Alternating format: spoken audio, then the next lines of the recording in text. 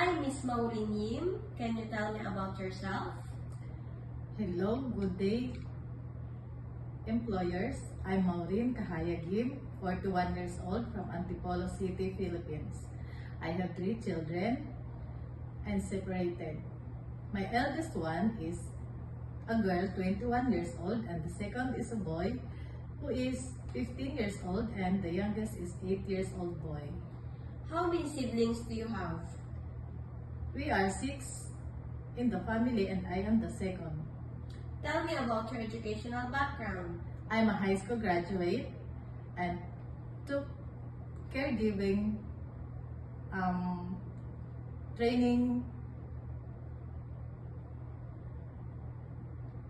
Do you have work experience abroad? Yes, I have, ma'am. I work as domestic helper in Hong Kong for 3 years in one employer. I take care of 4 members of the family. They have 2 children, 1 year old and 7 years old. How would you describe yourself? I'm a trustworthy, loyal, hardworking, and easy to learn the task given. Do you have any tattoo? I have, ma'am, 1 tattoo at my back.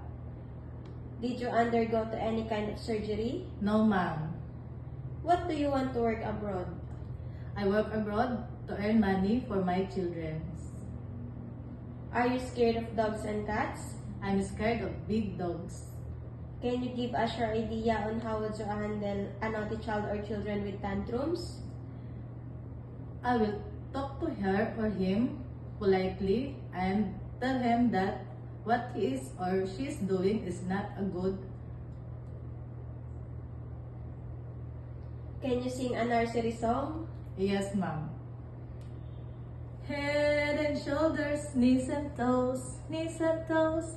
Head and shoulders, knees and toes, knees and toes.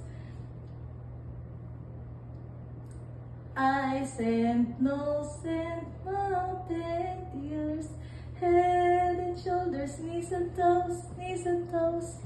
What is your message to your future employer? To my future employer, if you hire me, you can trust me to take care of your whole family and take care of your children, and I will love and treat them as my own. Thank you.